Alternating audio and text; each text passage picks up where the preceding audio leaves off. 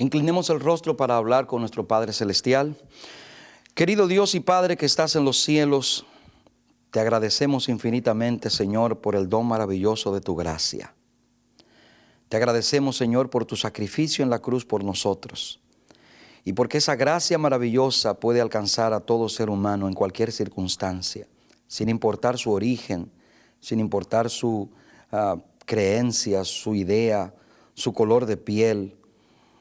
Te agradecemos, Señor, porque tu gracia maravillosa nos abraza y nos salva. Te pedimos que al abrir tu palabra nos ayudes a comprender el concepto maravilloso de tu perdón y que nos ayudes, Señor, también a reconocer nuestra responsabilidad al recibir ese perdón. En el nombre de Jesús. Amén. Amén. Continuamos estudiando el libro de Josué y ahora nos toca entrar en el capítulo número 2 para, digamos, entrar en un detalle adicional que el libro nos presenta.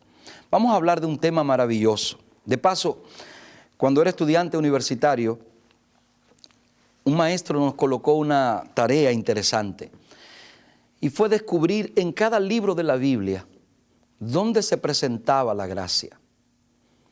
Aquello fue un gran desafío, 66 libros de la Biblia, y posiblemente no todos los estudiantes estaban conscientes de que la gracia podía estar en cualquiera de los libros de la Biblia. Uno de los momentos más interesantes durante la preparación de esa tarea para mí fue encontrar la gracia en el libro de Josué. Allí la historia de Rahab me puso a pensar en cuán grande y maravilloso es nuestro Dios. A la hora de salvarnos no nos pregunta de dónde venimos, quiénes somos. El Señor es capaz de hacer grandes proezas con el propósito de darse a conocer a nuestra vida. Cuando abres el libro de Josué en el capítulo 2 te encuentras con la siguiente declaración. Josué, hijo de Nun, envió desde Sitín 2 espías secretamente y les dijo: id a explorar la tierra y a Jericó. Y ellos fueron, entraron en casa de una ramera que se llamaba Rahab y se hospedaron allí. Entonces le fue dado este aviso al rey de Jericó: unos hombres de los hijos de Israel han venido aquí esta noche para espiar la tierra. El rey de Jericó mandó a decir a Rahab: saca a los hombres que han venido a verte y han entrado a tu casa, porque han venido para espiar toda la tierra. Pero la mujer había tomado a los 2 hombres y los había escondido. Luego dijo: es verdad que unos hombres vinieron a mi casa, pero no supe de dónde eran. Cuando se iba a cerrar la puerta, siendo ya oscuro, esos hombres salieron y no sé a dónde han ido. Seguidlos aprisa y los alcanzaréis. Pero ella los había hecho subir al terrado y los había escondido entre los manojos de lino que tenía puestos en el terrado.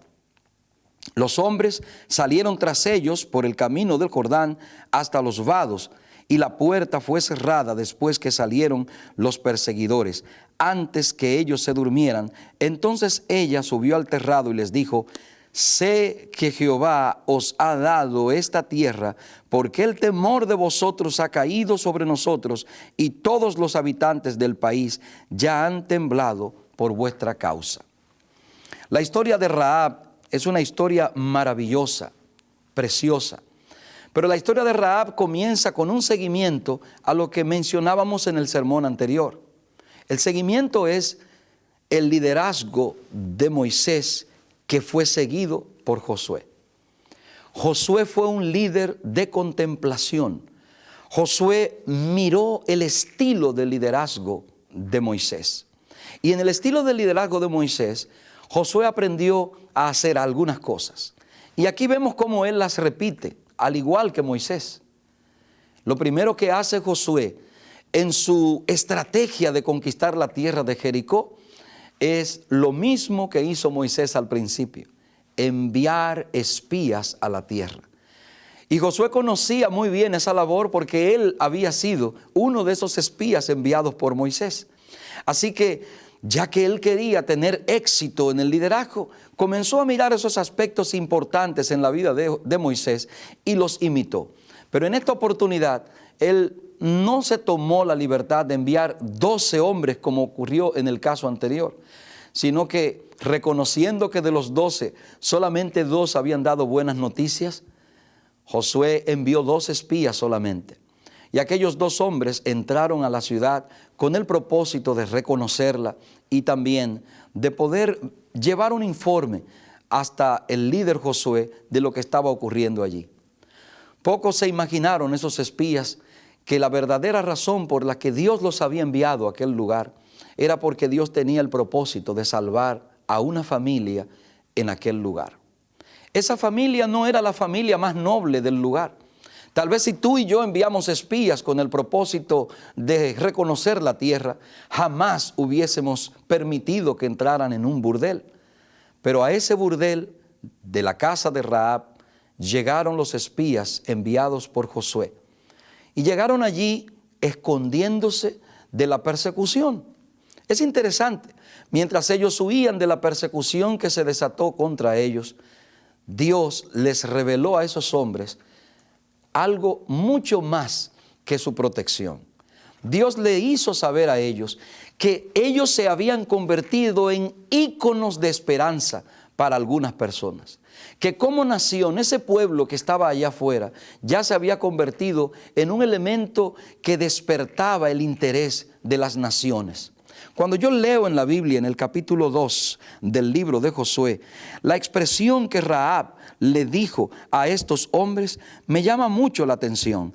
Sé que Jehová os ha dado esta tierra porque el temor de vosotros ha caído sobre nosotros. Y todos los habitantes del país ya han temblado por vuestra causa.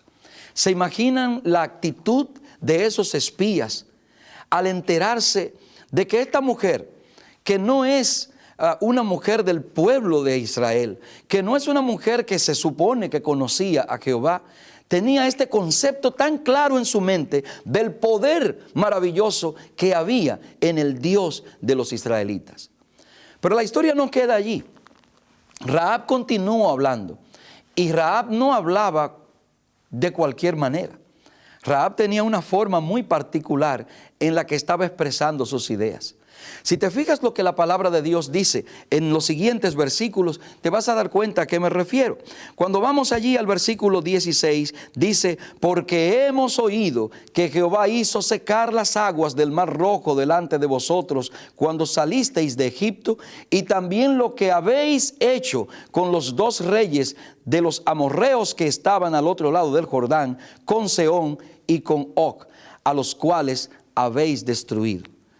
Cuando escucharon esta narración hecha por alguien que se supone que no conocía esa historia, Rahab de seguro se colocó en un pedestal importante para la vida de estos hombres. Rahab continuó declarando cosas bien importantes allí.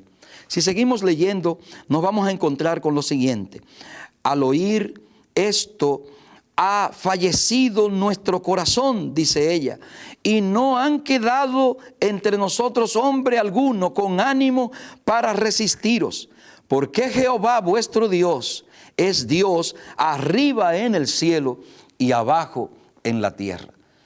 ¿Se imaginan esa declaración por alguien que se supone que no conoce a Dios? Aquellos espías salieron de la casa de Rahab con un buen informe que darle a Josué. Cuando la gracia llega, transforma. ¿Cómo llegó la gracia a la vida de Rahab? La gracia llegó a la vida de Rahab a través de la historia del pueblo de Dios.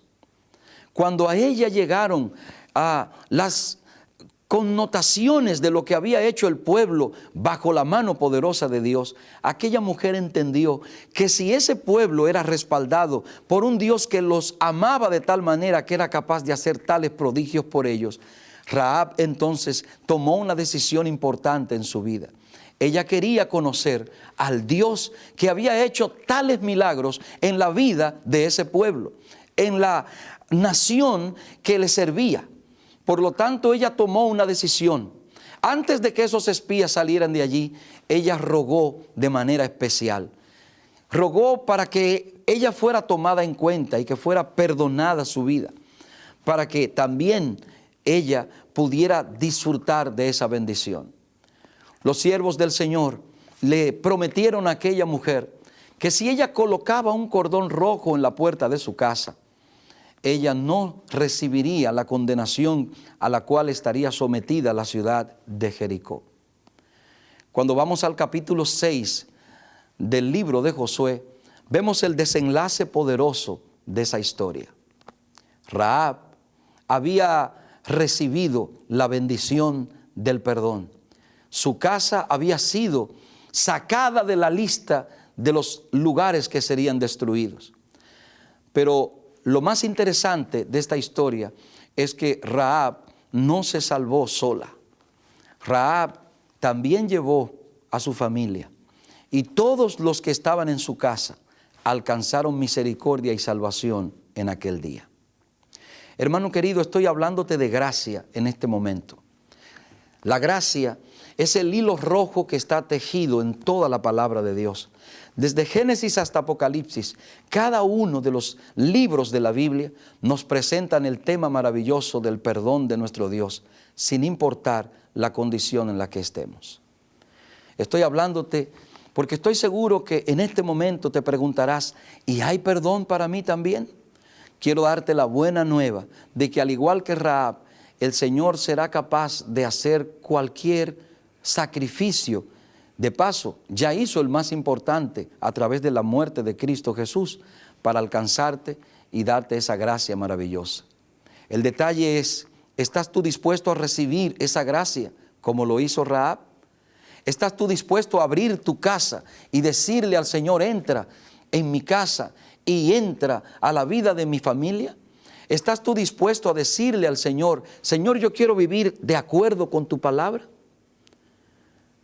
Me gustaría orar por ti para que el Señor pueda ayudarte a encontrar ese camino maravilloso y que al igual que Rahab, tú puedas alcanzar esa misericordia que el Señor quiere darte, porque tú eres otra mirada de gracia que Dios quiere dar. Oramos. Padre querido, gracias por tu maravilloso perdón, por tu maravillosa gracia, que a pesar de nuestras dificultades, a pesar de nuestras luchas, a pesar de nuestras imperfecciones, oh Señor, tú eres capaz de extender tu mano poderosa para salvarnos. Bendícenos en esta oportunidad, llénanos de tu presencia y que tu gracia maravillosa, Señor, nos alcance. En el nombre de Jesús, amén.